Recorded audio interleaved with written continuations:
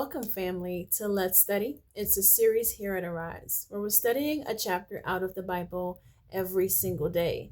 Today, we're over in 2 Kings chapter 16. And before we get started today, I want to invite you over to CandyNicoleArise.com.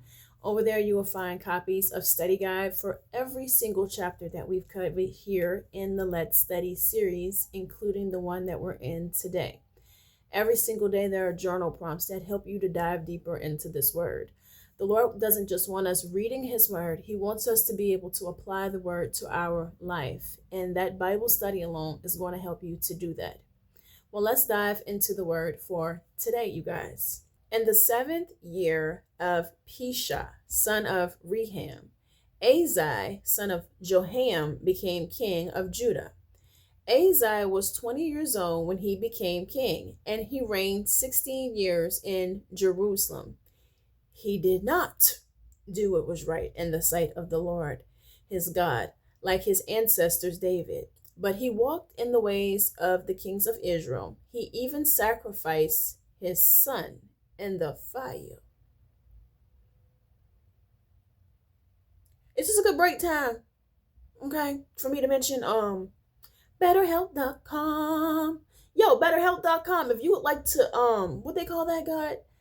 Y'all, when they, when you give a promotion of something, yes, go to BetterHelp.com and get yourself a little help. If you're thinking about sacrificing your son in a fire, okay, BetterHelp.com. King Ahaz here, he would have been a great candidate for BetterHelp.com. But if you're thinking those things, and I think that you should take advantage of the resources available to us here in the 20th century, and go ahead and check out BetterHealth.com. Y'all, go ahead and tag me. Go ahead and tag me. Go ahead and tag me, y'all. Okay. Let's keep on going, y'all. He sacrificed his son in the fire.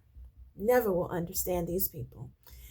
He is basically doing the things that these people have done that were not connected to God. He's imitating, okay? So it says in the next verse that he's imitating the detestable practices of the nations the Lord had dispossessed before the Israelites. So the Lord basically, he said, I don't know them. Yeah, let them go. Wash my hands clean of these people, okay? He sacrificed and burnt incense on the high places, on the hills, and under every green tree. Every green tree. Then Aram, King Rezin, and Israel's king Pekah, son of Reham, came to wage war against Jerusalem. They besieged Azar, but were not able to conquer him. At that time, Aram, King Rezin, recovered Ethan of Aram and expelled the Jewites from Ethran.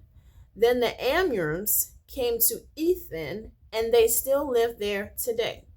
So Ahaz sent messengers to King Tishah-Pirsur of Azariah, saying, I am your servant and your son? Really? I'm your servant and your son. Okay, march up and save me from the grasp of the king of Aram and of the king of Israel who are rising up against me. He's scared. Candy break. He's scared. He's scared. Yeah. So Azar also took the silver and gold found in the Lord's temple and the treasuries of the king's palace and sent them to the king of Assyria as a bribe. He's scared. He's scared. So the king of Assyria listened to him and marched up to Damascus and captured it. He deported its people to Kir, but put Rezin to death. So yeah, he paid for some help. He got some paid help because he was scared. He was like, I'm your friend and your brother. We can be buddies. Here's a little silver and gold. Come and help me, protect me, because I'm scared. All right. Azai is now about to commit idolatry. IDOL tree. Okay, let's continue to read God, you guys. So in verse 10, King Azar went to Damascus to meet King Tahir-Pirsur of Assyria. When he saw the altar that was in Damascus, King Azar sent a model of the altar and complete plans for its constructions to the priest Uriah. Uriah built the altar according to all the instructions King Ahaz sent to Damascus. Therefore, by the time King Ahaz came back from Damascus, the priest Uriah had completed it. Then the king came back from Damascus. He saw the altar.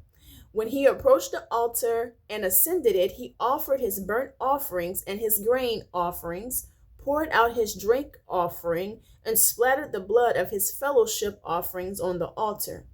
He took the bronze altar that was before the Lord in front of the temple between his altar and the Lord's temple and put it on the north side of his altar, raising up his own altars.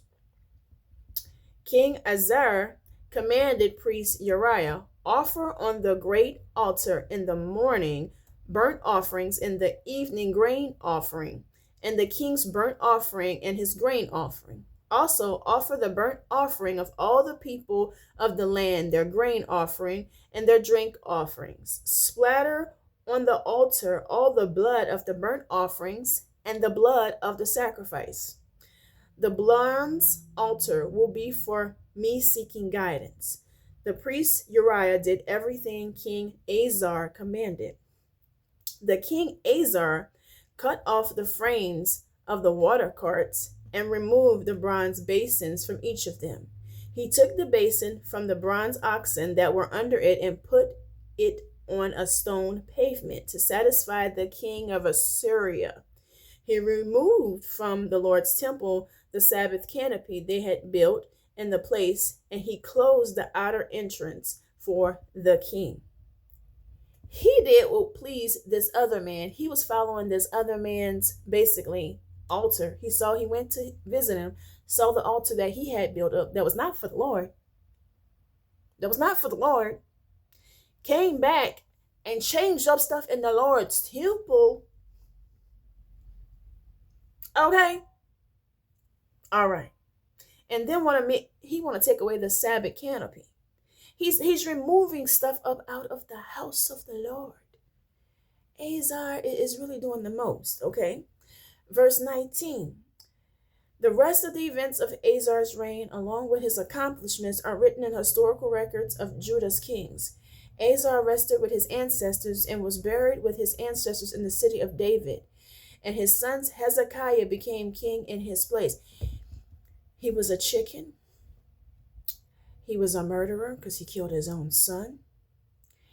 He also would bow down to anyone and anyone's gods.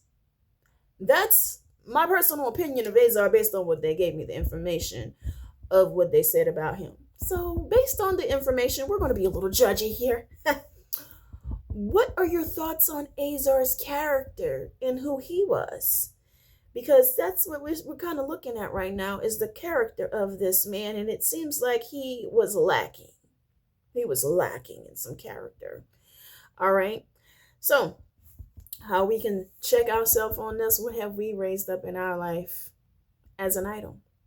It's time to check ourselves. Are there some areas in your life where you scared?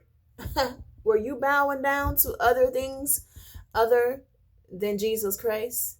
It's time for you to cut that out. I'll see you guys back over here. We'll be talking more about these kings. We're all about these kings right now. We'll be talking more about these kings in 2 Kings chapter 17. Come back and study with us. And don't forget to go check out KandiNicoleRise.com and get a copy of your Bible study along. I'll see you guys back over here tomorrow. Bye, y'all.